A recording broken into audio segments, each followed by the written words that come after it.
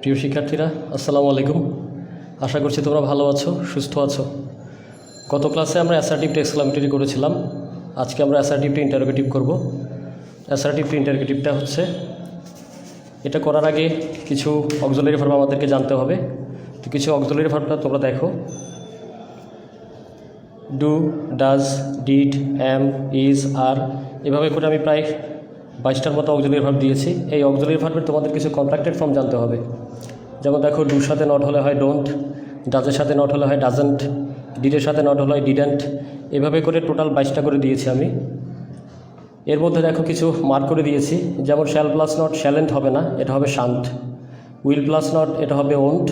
Can plus not এটা হবে Kant. তো এভাবে করে এই কন্ট্রাক্টেড ফর্মগুলো তোমাদের একটু জানতে হবে। এবং গত ক্লাসে তোমাদেরকে আমি আর একটা ব্যাপার দেখিয়েছিলাম, সেটা হচ্ছে আমরা গ্রামারটা করব ইন্ডাকটিভ মেথডে, আমরা ডিডাকটিভ মেথডে কোনো গ্রামার করব না। সো দেখো, কিছু এক্সাম্পল আমি দেখাচ্ছি। ফার্স্ট ওয়ান, অক্সিলারি ভার্বযুক্ত কিছু সেন্টেন্স থাকবে। যেমন দেখো, they are, he will, she can, we should, they would not, এভাবে করে কিছু সেন্টেন্স থাকবে। তো অক্সিলারি ভার্বযুক্ত যে সেন্টেন্সগুলো আছে সেগুলো কিভাবে করতে হয়, এখানে আমি একটা বক্স দিয়েছি। দেখো, সেন্টেন্স যদি অ্যাফার্মেটিভ হয় তাহলে আমরা সেটা কন্ট্রাক্টেড ফর্মে করব, আর যদি সেন্টেন্স নেগেটিভ হয় সেটা আমরা কন্ট্রাক্টেড ফর্ম হবে না। যেমন দেখো আছে দে আর, তো আরটাকে আমি আগে নিয়ে আসবো, আরটাকে লিখবো আমি আরেন্ট। এরপর আছে দে, লিখবো they, aren't they, aren't they play cricket, aren't they playing cricket, একটা কোয়েশ্চন মার্ক বসবে।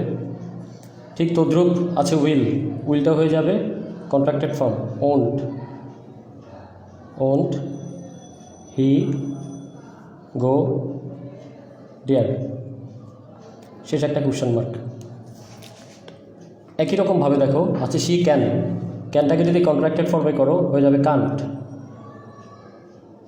Kant she drive a car.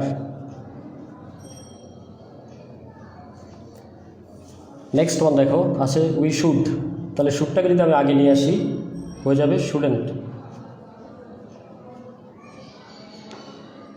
So shouldn't we read attentively,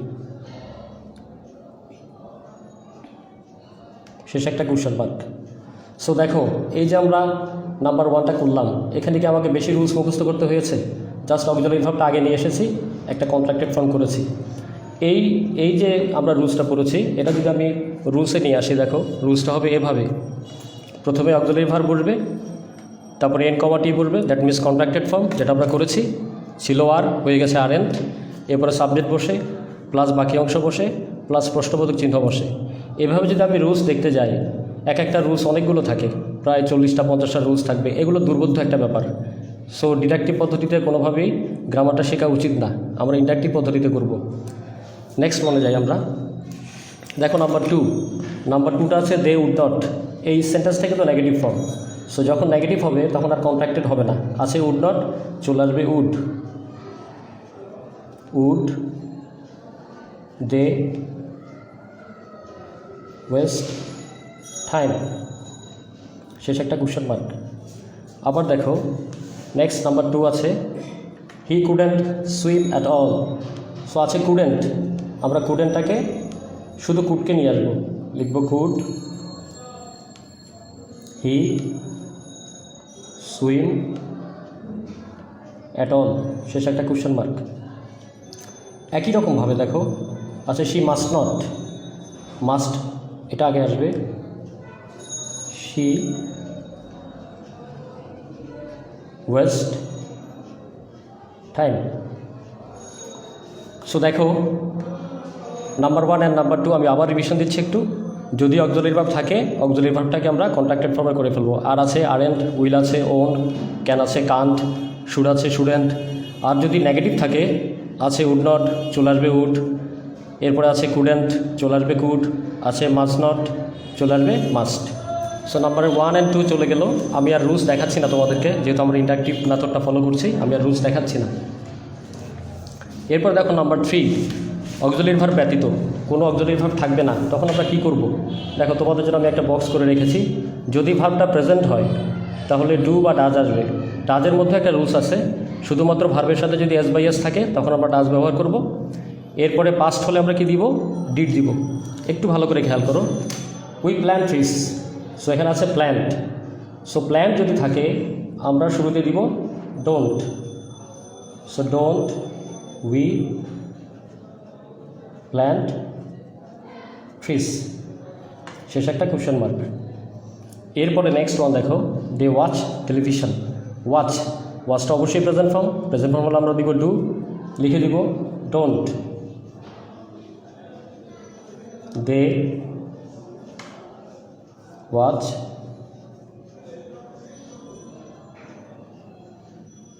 television, শেষ একটা কোয়েশ্চেন মার্ক মাস্ট দিবে। কোয়েশ্চেন মার্ক যদি না দাও তাহলে নাম্বার কাটা যাবে, একটা নাম্বারও পাবে না। নেক্সট নাম্বার 3 দেখো আছে শি কুকস রাইস। আমি লিখেছি যে ডাজ কখন বলবে? যদি ভার্বের সাথে এস বাই এস থাকে। আছে কুকস, হয়ে যাবে ডাজেন্ট। এখন আর ডোন্ট দেওয়া যাবে না, সো লিখতে হবে ডাজেন্ট শি কুক রাইস। আরেকটা ব্যাপার খেয়াল করো, যখনই তুমি ডাজেন্ট দিবে এই এসটা কিন্তু আর বসবে না। এস যদি আবার দিয়ে দাও নাম্বার কাটা যাবে, নাম্বার পাবে না। নেক্সট ওয়ান দেখো আছে হি রাইটস মেসেজ। তো রাইটস আছে, আমরা দিব doesn't. He write a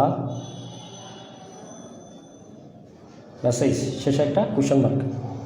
number 5 দেখো, দে এনজয়েড। এই এনজয়েড কিন্তু প্রেজেন্ট ফর্ম না, এটা হচ্ছে past form. So past form হলে আমরা কি দিব? ডিড। সো আসবে ডিড। এরপরে কন্ট্রাক্টেড ফর্ম ডিডেন্ট। আছে এনজয়েড, এটা প্রেজেন্ট ফর্ম হয়ে যাবে, হবে enjoy. Didn't they enjoy. Didn't they enjoy the game, শেষে একটা কোয়েশ্চেন মার্ক। নাম্বার 6 দেখো আছে রহিম বট এ কার। সো বট এটাও কিন্তু পাস্ট ফর্ম, তাহলে আমরা কি দিব? ডিড। আমরা লিখব ডিডেন্ট রহিম। আছে বটের প্রেজেন্ট ফর্ম বাই, দিব বাই আ খার, শেষ একটা কোয়েশ্চেন মার্ক। নাম্বার 7 এটা মোস্ট ইম্পর্টেন্ট। এটা এই জন্য ইম্পর্টেন্ট কারণ এখানে দেখো একটা ইরেগুলার ভার্ব আছে। আমরা জানি কিছু ভার্ব আছে, কাট লিখে রেখেছি। আছে শার্ট, লেট। কিছু ভার্ব আছে যেগুলোর প্রেজেন্ট পাস্ট পার্টিসিপল সেম। যেমন কাটের যদি প্রেজেন্ট হয় কাট, পাস্ট হবে কাট, পাস্ট পার্টিসিপল হবে কাট। আবার শার্টের সেম, শার্ট হচ্ছে পাস্ট ফর্ম, আবার শার্ট পাস্ট পার্টিসিপল ফর্ম। তদ্রুপ লেটও সেম, লেট। তো দেখো যদি থার্ড পারসন সিঙ্গুলার নাম্বার হয় আমরা জানি যে ভার্বের সাথে এস বাই এস যুক্ত হয়। যেমন দেখো এখানে আছে শির পর আমি লিখেছি কি কুকস, তাহলে বোঝাই যাচ্ছে যে থার্ড পারসন সিঙ্গুলার নাম্বার হলে ভার্বের সাথে কি হয়? এস বাই এস যুক্ত হয়। কিন্তু হি থাকার পরও, থার্ড পারসন থাকার পরও যদি কোনো ভার্বের সাথে এস বাই এস না থাকে এটা অবভিয়াসলি তাহলে সেটা পাস্ট ফর্ম। ইরেগুলার ভার্বের ক্ষেত্রে যেমন রিড, এটা কিন্তু এখন উচ্চারণটাও কিন্তু প্রনাউন্সিয়েশনটা কিন্তু রিড হবে না, হয়ে যাবে রেড। যেমন দেখো আছে, এখন যদি আমি এটা পড়ি আমি কিন্তু পড়তে পারবো না যে এটা হি রিড, এটা পড়বো হি রেড অ্যাটেন্টিভলি। তো রেডটা পাস্ট ফর্ম, এই জন্য আমাকে দিতে হবে ডিডেন্ট হি। এখন বলতে পারবে রিড অ্যাটেন্টিভলি।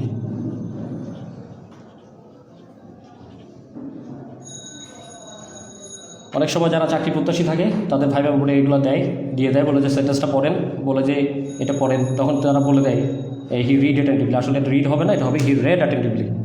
সো দ্যাটস একটু দেখো ভালো করে, আশা করছি বুঝেছো। আমি আবার একটু রিভিশন দিচ্ছি। যদি ভার্ব প্রেজেন্ট ফর্ম হয় আমরা দিব ডোন্ট, যদি ভার্বের সাথে এস বাই এস থাকে আমরা দিব ডাজেন্ট, ভার্ব যদি পাস্ট ফর্ম হয় আমরা দিব ডিডেন্ট। সো নাম্বার 3ও চলে গেল। নেক্সট আসো নাম্বার 4। নাম্বার 4-এ কিছু কিওয়ার্ডস আছে, এই কিওয়ার্ডসগুলো একটু খেয়াল করো শিক্ষার্থীরা। দেখো এখানে নেভার দিয়েছি, নো দিয়েছি, নাথিং দিয়েছি, আবার দিয়েছি নাথিং বাট। সো এখানে আমি সবুজ কালি দিয়ে তোমাদের জন্য লিখে রেখেছি। দেখো নেভার থাকলে কি হয়? এভার। নো থাকলে এনি, নাথিং থাকলে এনিথিং অথবা হোয়াট, আর নাথিং বাট থাকলে হোয়াট। একটু খেয়াল করো, যেমন আছে হি উইল নেভার রান। আমরা যে রুল 1 এবং 2, 3 পড়েছি ঠিক সেম কাজগুলো এখানে হবে। এখানে দেখো হি উইল নেভার রান, এটা কিন্তু নেগেটিভ ফর্ম, নেগেটিভ একটা সেন্টেন্স। তাহলে দেখো যদি এটা নেগেটিভ সেন্টেন্স হয়, আছে he will never run, auxiliary verb হচ্ছে উইলটা আগে আসবে, হবে উইল হি নেভারটা হয়ে যাবে ever, so will he ever run, শেষে কোয়েশ্চেন মার্ক। আবার দেখো শি নেভার টেক্স টি, এখানে কি কোনো অক্সিলারি ভার্ব আছে? তো অক্সিলারি ভার্ব না থাকলে আমরা জানি ভার্বের সাথে এস থাকলে কি আসবে? ডাজ আসবে, আমরা লিখব ডাজ। সো ডাজ, ডাজেন্ট হবে না, কেন? সেন্টেন্সটা নেগেটিভ।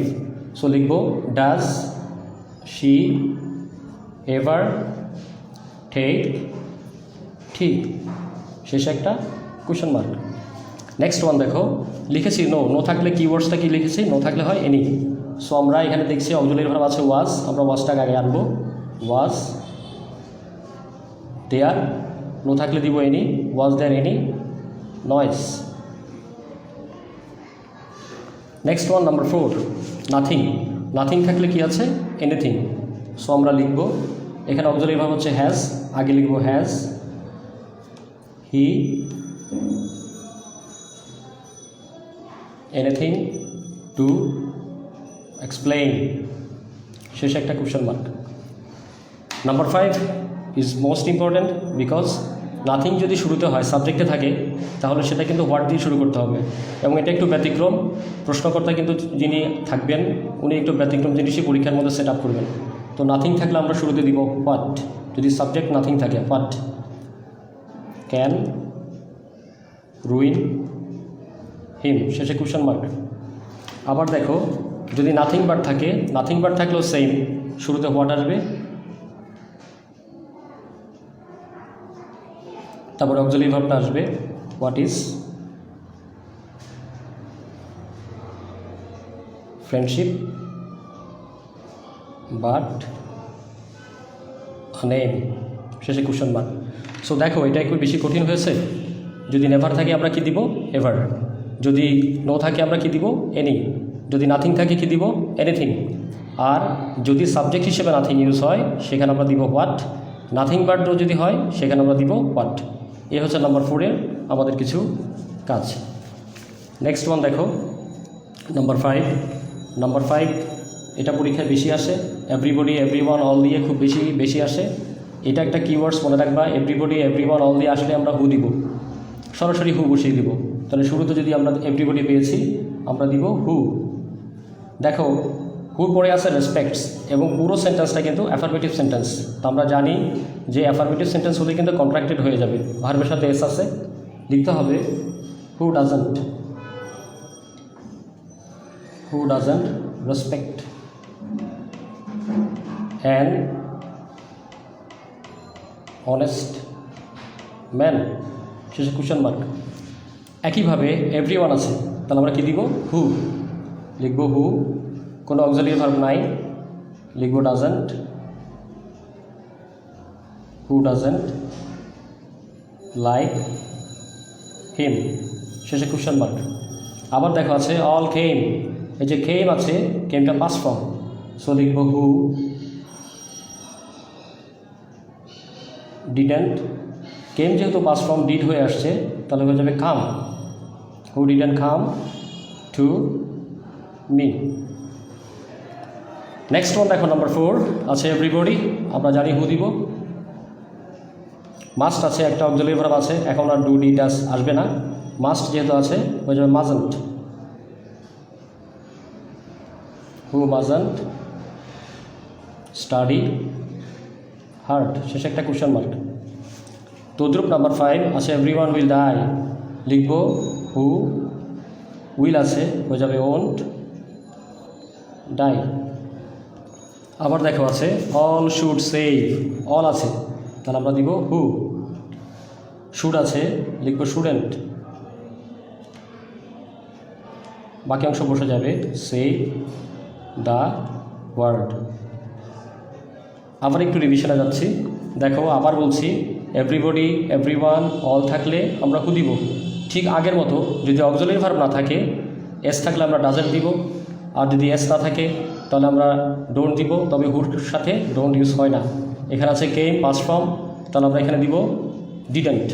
আবার দেখো অক্সিলারি ভার্ব আছে মাস্ট হয়ে যাবে মাজেন্ট, আছে উইল হয়ে যাবে ওন্ট, আছে শুড হয়ে যাবে শুডেন্ট।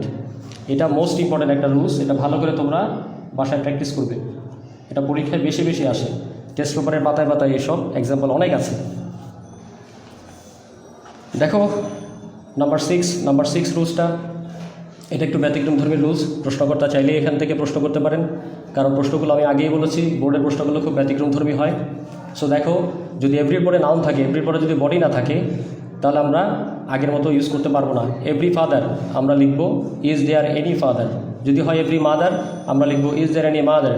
আমরা যদি থাকে এভরি সিস্টার আমরা লিখব is there any sister. So দেখো এভরি মাদার আছে, আমরা দিব is there any father. Father ব্যক্তি, চলে আসবে আগের মতো হু। আছে অক্সিলারি ভার্ব উইল, হয়ে যাবে ওন্ট। এরপরে বাকি অংশ বসে যাবে ডু ইট, শেষ একটা কোয়েশ্চেন মার্ক। সো এখানেও দেখো আছে এভরি ম্যান, তো আমরা এভরি পরে কিন্তু বডি নাই, আছে এভরি ম্যান। এভরি পরে ওয়ান নাই, আছে ম্যান, ম্যানটা নাউন, এই ম্যানটা নাউন। এই ফাদার যেভাবে নাউন, ম্যানটা নাউন হবে ইজ দেয়ার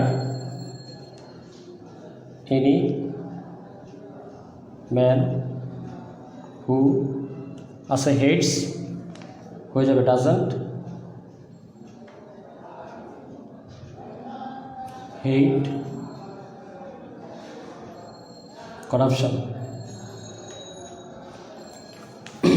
নাম্বার 3 দেখো আছে every computer can save time.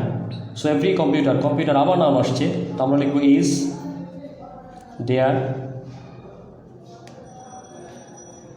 Any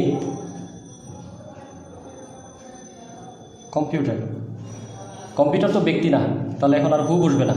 যখন ব্যক্তি না থাকবে আর হুইচ। অক্সিলারি ভার্ব আছে কি?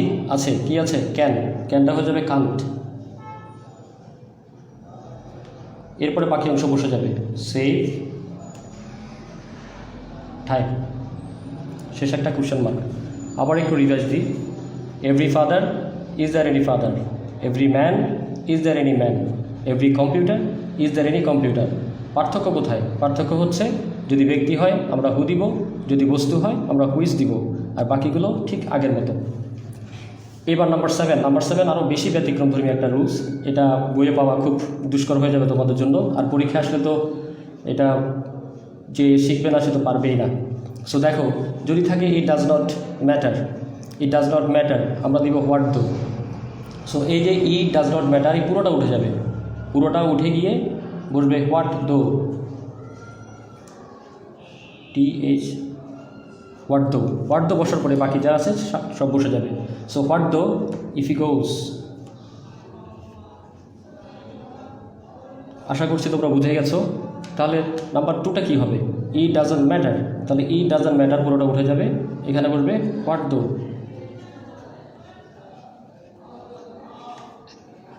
বাকি সব বসে যাবে। আছে if we lose the game, শেষে কোয়েশ্চেন মার্ক। দেখো নাম্বার 6 আর নাম্বার 7 বেশি ইম্পর্টেন্ট, এটা বেশি পরীক্ষায় আসে, বিশেষ করে বোর্ড এক্সামে তো এটা খুবই গুরুত্বপূর্ণ। নাম্বার 6 আর 7 দেখো ভালো করে। এরপরে আসো নাম্বার 8 অনেক সহজ একটা রুলস। এটাও আগের মতো এভরিওয়ান যেভাবে ছিল সেভাবে আসবে, তবে এটা অনেক সহজ। দেখো নোবডি আছে, আমি কিওয়ার্ডস দাগিয়ে রেখেছি, নোবডি, নো ওয়ান, নান। এই নোবডি, নান, নো ওয়ান থাকলে সরাসরি হু বসিয়ে দেবে, দিলাম হু। এই নোবডি এটা নেগেটিভ সেন্টেন্স, কন্ট্রাক্টেড ফর্মের প্রশ্নই আসে না। সো নোবডির পরিবর্তে আমি দিলাম হু, বাকি যা আছে সব বসে যাবে। তাহলে হু ক্যান অ্যাভয়েড ডেথ, শেষে কোয়েশ্চেন মার্ক। নেক্সট ওয়ান আছে no one trusts, no one এখানে বলবে হু, দেন ট্রাস্টস আ লায়ার। নাম্বার 3 আছে নান, এখানেও বলবে হু ক্যান সলভ ইট, শেষে কোয়েশ্চেন মার্ক। সো দেখো এই যে নাম্বার 8, এটার জন্য কি খুব বেশি রুলস মুখস্থ করতে হচ্ছে? জাস্ট নোবডি আছে, উঠিয়ে দিলাম, হু বসিয়ে দিলাম। নো ওয়ান আছে, উঠিয়ে দিলাম, হু বসিয়ে দিলাম। নান আছে, উঠিয়ে দিলাম, হু বসিয়ে দিলাম। এটাও মোস্ট ইম্পর্টেন্ট রুলস। সো দেখো শিক্ষার্থীরা, এই যে নাম্বার 1 থেকে নাম্বার 8 পর্যন্ত আমি তোমাদেরকে আজকে যে ক্লাসটা নিলাম, এই ক্লাসটা খুব ভালো করে দেখবা। আল্লাহ রহমতে অ্যাসার্টিভ ইন্টারোগেটিভ আর কোনো সমস্যা হবে না। নেক্সট আমাদের তোমাদের জন্য আমি কিছু বাড়ির কাজ সেট আপ করেছি। এই বাড়ির কাজগুলো তোমরা একটু করবে। আশা করছি তোমরা আমার ক্লাসটা দেখলে এবং ভালো করে একটু বুঝলে। আশা করছি তোমরা এই 10টা সেন্টেন্স খুব ভালো করে পারবা। এটা তোমাদের হোমওয়ার্ক থাকলো। Best of luck. দেখা হবে ইনশাল্লাহ আগামী কোনো একটা ক্লাসে। আমার জন্য সবাই দোয়া করবে। আল্লাহ হাফেজ।